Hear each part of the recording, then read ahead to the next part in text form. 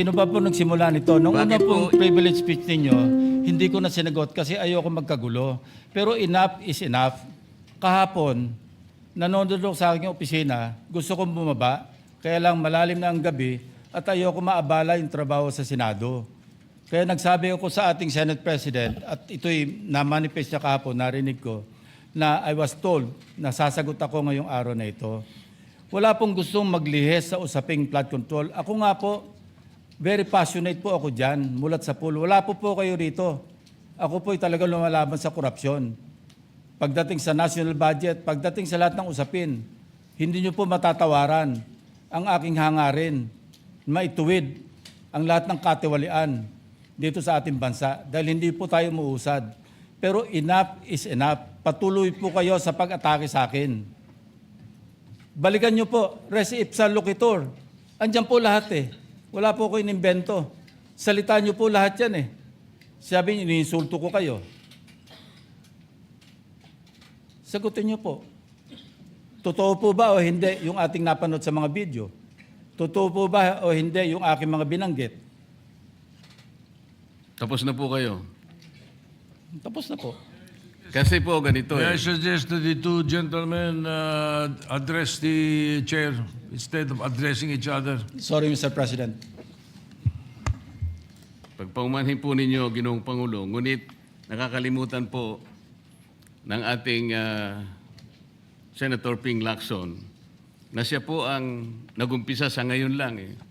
Ako raw po ay defensor ni Vizcaya. Palagi niyang ipinipilit yon. Hindi niya makalimutan ang sinabi ko na nung ako po ay nasa Blue Ribbon Committee, tungkulin ko po kasi na ipaglaban ang sino man, witness man siya, resource person, siya po ang kauna-unahan na nag-apply ng Witness Protection Program.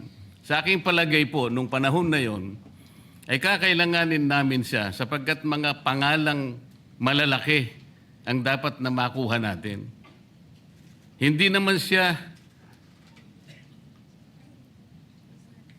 ang ibig ko sabihin, si Vizcaya po ang mismong nagbigay po ng kanyang kagustuhan. Nung una po, Mr. President, ayaw ko nga maniwala sa kanya. Kaya sinabi ko sa kanya, gumawa ka ng sulat, kahit sulat kamay, para sa ganon, walang masabi ang iba na parang ako pang nag-initiate sa'yo dahil hindi kita kakilala. Kailangan malaman muna natin kung ano ang laman ng iyong testimony. At kailangan ma-determine natin kung talagang meron kang may kukontribute na mga pangalan. Kasi importante na lumitaw ang mga pangalan ng mga taong talagang utak ng pagnanakaw na ito. Yun po ang pinag-umpisahan nun eh. Dahil mabigat ang kanyang gagawin, Mr. President, nakita ko sa kanyang kagustuhan na siya'y sumailalim sa Witness Protection Program. Kinilala ko naman yun, Mr. President. Malalagay nga sa alanganin ng buhay niya. Yun po naman ay nakalagay sa batas eh. Bakit ngayon akusahan ako na ako pa ang nagdidepensa sa kanya? Nandun naman po sa batas eh. Kaya nga po nang ipilit po ng ating DOJ Secretary na pinipilit niya magkaroon ng restitution, sinabi ko huwag mong gagawin yan. Wala naman sa batas yan eh. Ipipilit ninyo sa pamagitan ng memorandum ninyo na kahit wala sa batas para siya maging katanggap-tanggap na witness protection program witness, ay gagawin ninyong mag-restitute siya. Wala po sa batas yun, Mr. President. Yun po yung nilalaban ko. Kung napagkamalan niya na dinidepensahan ko, hindi po pwede yung ganon, Mr. President. So ngayon, hanggang ngayon, pati ba naman ng asawa ko na independent director, kakalantariin pa rito. Saan ba natin pag-uumpisa ng pag-uusap na ito? Pagkatapos, ipipilit na naman ninyo yung Kalayaan Island Group. Ano po ba patakaran dito, Mr. President? Ginoong Lacson? Kailangan bang samot-samot ang gagawin mo para sa isang privilege speech? Kayo po'y matagal na sa Senado. Alam ko po, kabisado nyo yung patakaran dito. Ang isang privilege speech na katutok lang sa isang subject matter. Pero kung gagawin po ninyong samot-samot ito, at pagkatapos ay mag-uumpisa kayo na parabang ang nilalaman ng privilege speech ninyo puro ad hominem, Wala po tayong matatapos dito. Ang hangarin po natin dito ay yung subject matter na pinipilit natin sapagkat ito po ang inihintay ng taong bayan.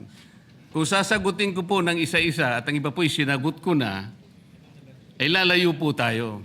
Ang akin pong tinatanong sa aking privilege speech kahapon ay bakit parang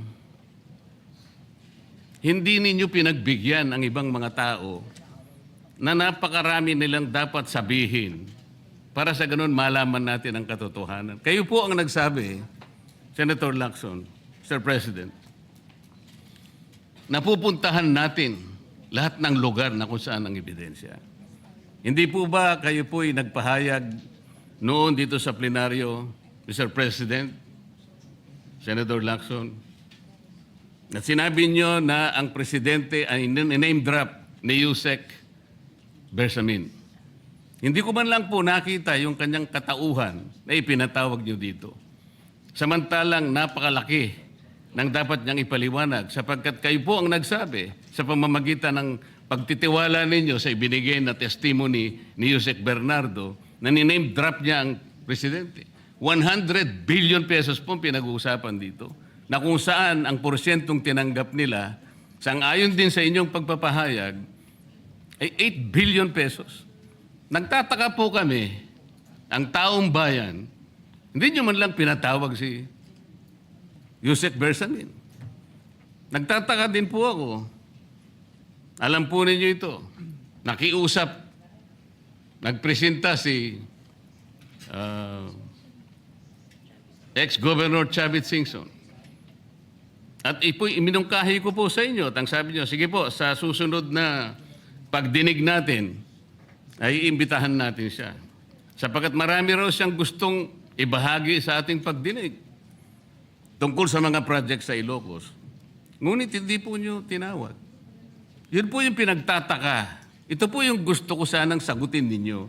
Sa akin po, wala nang kwenta kahit na ako'y patutsadahan ninyo, na ganito ako, ganito kami, ganyan. Hindi na po mahalaga sa akin yun eh.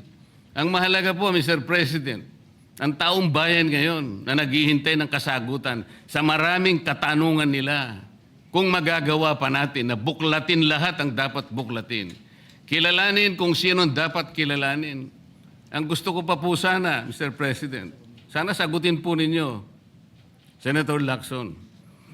May I respond, Mr. President?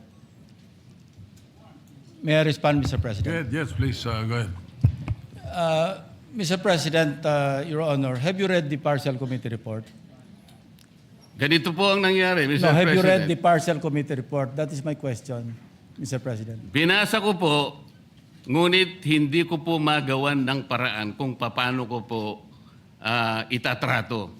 Kasi kahit na po ganun ang nangyari, tiningnan ko po eh. Kaya lang, sabi ko sa mga staff ko, nung mag-meeting kami, bakit ka ako wala man lang pirma ito? Ito po italiwas po sa inyong ipinahayag kahapon. Sinabi niyo rito, If I may be natanggap allowed, ko. Mr. President.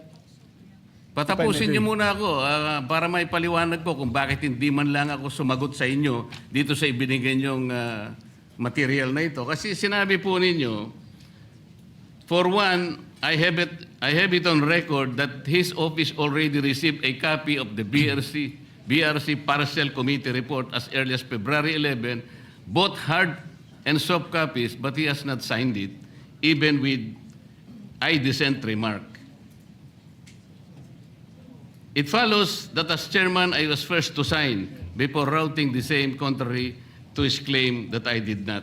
Kahapon lang po namin nakita ito, Mr. President.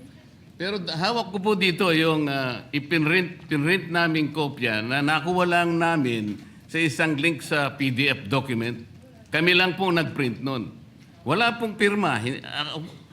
Mr. President, we assume that it came from the office of Senator Lacson or probably from the Blue Ribbon Committee.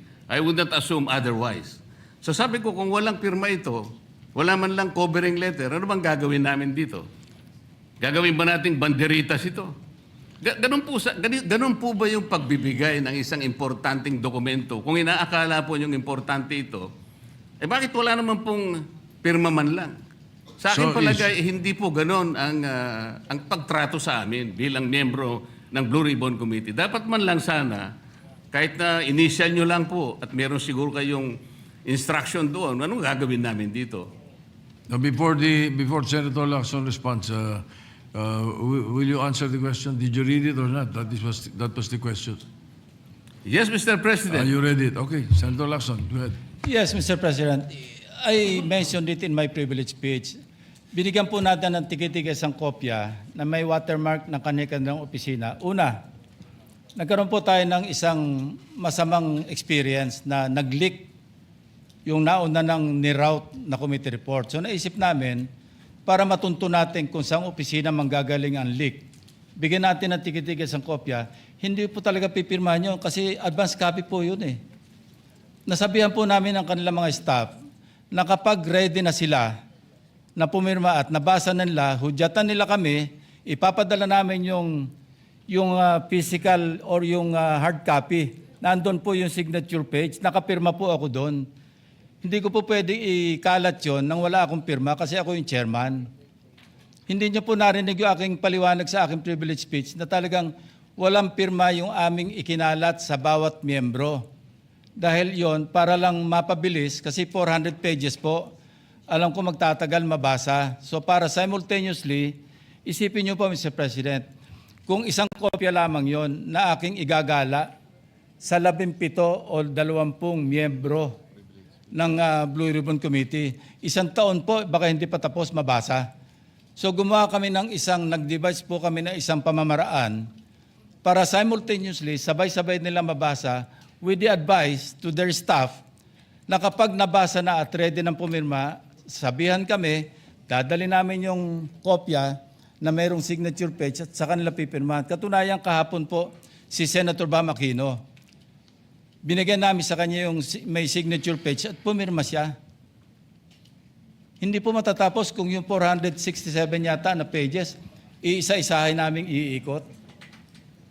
Mahirap po. Gumawa na nga kami ng paraan para matakil na sa floor, ma-defend ko, at makamove forward tayo na tulad ng binanggit ko sa aking privilege speech, simula na tayo uli ng mga panibagong pagdinig. Ngayon, sinabi po ni Senator Marcoleta na bakit hindi inimbitahan si Undersecretary Bersamin. Kaya ko po tinanong, kung nabasa niya na yung report, kung meron po siya may ipakita sa akin doon sa committee report o doon sa TSN, doon sa minutes ng pagdinig, na nabanggit ang pangalan ni Undersecretary Bersamin. Bukas na bukas din po, o bigyan natin 3-day notice rule. Tatawag po ako ng pagdinig, ipapatawag natin si Undersecretary Bersamin. Ang binabanggit niya po yung aking interpellation sa DBCC, na kung saan si Undersecretary Bernardo gumawa ng personal na sulat kay Pangulong Bongbong Marcos. At sinasabi niya doon na ito yung mga personalidad na alam niya, na naalala niya na merong allocable, at kung ano-ano pa. Wala po sa Blue Ribbon Committee minutes yun. Sa labas po yan sa plenaryo, sa DBCC, sa National Budget Deliberation. So kung may papakita po sa akin ng ating kasamahan, Senator Marcoleta, na mayroong isang mention sa affidavit o sa salaysay ni Undersecretary Bernardo na binanggit si Undersecretary Bersamin, di tumawag po tayo ng pagdinig at mag-motion siya na ipatawag kung sino man ang gusto niya ipatawag. Ngayon, si Governor Chavit Singson, wala naman pong paliwanag. Ano po yung itetestify? Konektado po ba sa issue at hand, which is the flood control projects? Kung konektado po, sana sumulat po siya sa chairman at sinabi niya, ito yung lalamanin ng itetestify o ito yung naka-attach yung draft affidavit ni Governor Chavit Singson. Sino naman ako para tumanggi na ipatawag kung sino man yung resource person? Nagpadala nga siya ng surprise witness, siya lang nakakaalam eh. Hindi ko po inawat eh. At Mr. President. Sandali po, hindi pa ako tapos. At nung hinanap kong pilit, pinagtanong ko yung mga addresses, lahat ng mga kakilala ni Gutesa. At inalam po namin sa pamamagitan ng CCTV footage, baka naman merong sumalubong o merong kasama na pwede natin matunton kung nasan si Gutesa. Ganun po kasi ang aking pagnanais na talagang get to the bottom of this issue. Pero bigla po nawala eh. Ano po magagawa ko? Mr. President, wala nga pong nakasulat dun sa transcript tungkol nga po dun sa binanggit niya sa plenary na pangalang Adrian Bersamin. Paano nga pong mababanggit doon, Mr. President? Hindi nga niya pinatawag eh. Samantalang dapat niyang ipatawag, siya mismo ang nag-highlight. Isip-isipin po ninyo, nagawa po ni Senator Lacson na isama sa plenary debates ng ating 2026 budget. Ganun ka-importante ang bahagi na yon, Mr. President. Hindi ba dapat ipinahayag mo yun eh. Malaking bagay yun. Ibinulgar mo pa nga eh. There are 2 public officials I will reveal this morning. Ganun lang. Ba't hindi mo pinatawag? Kung pinatawag mo yun, malinaw na malinaw, nalagay sana sa transcript. Ganun lang naman ang ibig sabihin eh. Sa mga tweet, iniwasan po, Mr. President, para hindi malagay sa transcript. Pagkatapos ikakatwiran po ninyo, kung nasa transcript, di sana pinatawag ko. Baligtad po ang ginawa ninyo, Mr. President. Katulad din po sa 30 Nara Street sa South Forbes. Ilan po yung binanggit ng mga tao doon? Hindi ko po sinasabing totoo yun, pero for purposes of the inquiry and investigation, kung talagang ganun, kalawak ang inyong pananaw. Dahil pati nga po yung pagpunta ni Gutese, pati CCTV po ipinakita ninyo. And dami po sana ang pagkakataon na nakita sana lahat ng mga binanggit ni Saldico na mga ginamit na sasakyan. Makikita doon sa pagitan ng alas 9 hanggang alas 10 ng umaga. Tawagin natin yung kung sino man yung security agency doon. Pero hindi po ninyo ginawa eh. Pero sasabihin po natin, you wanted to emphasize one point. Kung nasaan ang ebidensya, ay talagang pupuntahan natin. Kayo po ang inconsistent eh. Pagkatapos ako ang sasabihin ninyong inconsistent. Ang dami po eh. Nakiusap ako na, sabi nga natin, ang dami pong tumuturo sa pangalan ni Martin Romualdez. Inimbita po ninyo, hindi dumating, nakiusap ako, naimbitahan uli. Ang sabi po ninyo sa magitan ng inyong interview, kung pupunta siya rito, welcome. Kung hindi siya pupunta, wala tayong magagawa because of interparliamentary courtesy.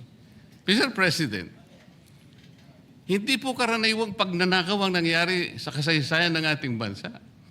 Hindi po ba ninyo naiisip, mismong kabang bayan ang tumagilid, pagkatapos magtatago kayo sa prinsipyo o doktrina ng interparliamentary courtesy? Kung ako po ang chairman ng Blue Ribbon Committee, Mr. Chair, Mr. President, hindi ko po igagalang interparliamentary immunity sapagkat ang pinag-uusapan dito ay interes ng mamamayan. Huwag po tayong magtago kung saan-saan. Sinabi po ninyo, Mr. President, Senator Lacson, yung Apostille Convention. Hindi ba pinahayag po ninyo sa isang pag-i-interview ninyo na kung si Saldico lamang ay makakuha ng isang subscribe statement, kahit sa Zoom lang, ipatatawag namin siya. Bakit hindi po ganun ang ginawa ninyo? Pwede naman siyang mag-Zoom pagkatapos na magkaroon ng apostilled sworn statement. Bakit hindi po ninyo ginawa? Meron naman pong Zoom eh. Natatakot yung tao. Nanganganib ang kanyang buhay. At palagay ko naman, nanganganib nga talaga. Iintay pa po ninyo na humarap sa inyo? Pwede naman ang Zoom eh. Kung talagang gusto nyong tuntunin ang lahat ng mga ebidensya na dapat nating puntahan. Ito po yung pinupunto ng aking privilege speech kahapon. Hindi ko nga po alam na kapag ako po ang magdi-deliver ng privilege speech, Mr. President, palagi po kayong nawawala. Kasi nga, nasa bandang huli na po ako eh. Pero kung talagang gusto nyo lamang, alam nyo naman nasa agenda po natin kung sino po ang tatayo para mag-deliver ng privilege speech eh. Ayoko pong isipin na sinasadya ninyo. Ngunit narinig naman po ninyo eh. Mr. President, pagkatapos isasama yung Kalayaan Island Group, ano po ba talagang pinag-uusapan natin dito? Yung kapakanan ng bayan, pinipilit po niyong pinagtatanggol ko ang China.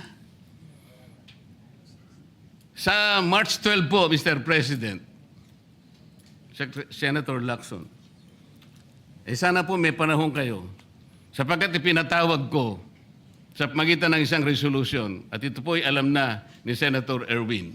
Pinatawag ko po ang NAMRIA, pinatawag ko po ang Philippine Coast Guard, Philippine Navy, ang DFA, pinatawag ko rin po si Justice Carpio at saka yung professor sa UP. At kung sino man po ang interesado, pero once and for all, malaman po natin dito kung sino ang sinungaling, kung sino ang makatsina, kung sino ang naggagaling-galingan at nagpapanggap na expert in international law. Sana po, Senator Lacson, nandun po kayo. Mr. President, may we hear from the chairman of the Foreign Relations Committee because his name was mentioned. May I just confirm if indeed he will call for a hearing and invite those people mentioned, Mr. President, with due respect? Well, as requested, if you would like to respond, Senator Erwin Tulfo. Thank you, Mr. Chair. This morning, I have received a letter from the Department of Foreign Affairs citing that they cannot attend, including NAMRIA, Mr. Chair, and we have already written to the various chiefs of staff of the members of the Committee on Foreign Affairs. They cited, including NAMRIA, that they cannot attend because of the fact that it is a matter of national security, Mr. President. And I also have a copy that will be sent to your office, Mr. President. The reason given by NAMRIA, the Armed Forces of the Philippines, and the Department of Foreign Affairs, Mr. President. In other words, Mr. President, the gentleman from Pampanga and Tarlac is confirming something that is not confirmed. Mr. President, that is too much of a statement. Kausap ko pa lamang ang chairman at kaming dalawa po nagkakausap at niremind pa nga ako yung mga nakarang araw na March 12, okay ka na. So, ang sabi ko sa kanya, ito po ang dapat nating maimbitahan. Bakit naman po nagkaroon ng issue sa national security ang pagdinig tungkol sa usapin sa West Philippine Sea? Mr. President? Ito na naman po ba ay patakaran para ilihis na naman? Hindi po pag-uusapan dito kung ano-ano mang klaseng teritoryo pag-uusapan dito. Ang pag-uusapan lang natin ay yung masigalot na pinalalaki nila at hindi nila maintindihan na walang kamatay ang West Philippine Sea. Nakalagay po kasi sa Administrative Order number 29, dated 2012, Mr. President. 14 na taon nang nakararaan, minanduhan mismo ang NAMRIA at ang DFA na mag-submit ng mapa at mga charts sa opisina ng United Nations General, as UN Secretary General, at inotify ang lahat ng international organizations katulad ng IHO. Ano po bang ibig sabihin nun, Mr. President? Alam po ba ito ni Senator Lacson, yung Administrative Order number 29? This is something between the chairman of the Foreign Relations Committee and the gentleman from Tarlac and Pampanga, Mr. President. Hindi po, tinatanong ko po kayo. No, kasi, I don't know Administrative Order number 29. Mr. hindi po ninyo alam, sasabihin ko sa inyo. I don't Ulitin need to ko. know, Mr. President. I'm not interested. Hindi po kayo interesado sa isang bagay na napaka-importante sa ating bansa? Hanggang ngayon, hindi ma-drawing ang West Philippine Sea. Hindi kayo interesado? Hindi po ako rin interesado sa sinasabi ninyo. Maring hindi po kayo sinasabi interesado Kasi, sa sinasabi ko. no, Ngunit this ang sasabihin ko, interesado ang buong Pilipinas. Sapagkat ito, dito nakasalalay po kung sino nagsasabi ng totoo. So ayaw po ninyong malaman ng totoo, Ginoong Lacson? Kasi po, Mr. President, ang ipapalabas na naman niya, yung China, may karapatan dyan sa lugar na yan. Kaya ayoko na po marinig kasi ilang beses na po natin narinig yan, medyo masakit na sa tenga eh. Alam po Kaya ninyo, sinasabi ko po, ayoko na alam po ninyo, marinig Mr. kung President, nanggagaling sa kanya, Mr. President. si Senator Lacson po ay, ang pagkakaalam ko, isang magaling na investigador. Eh ngayon po pala yung manghuhula na. Paano po niya nahula? Ang sasabihin ko ay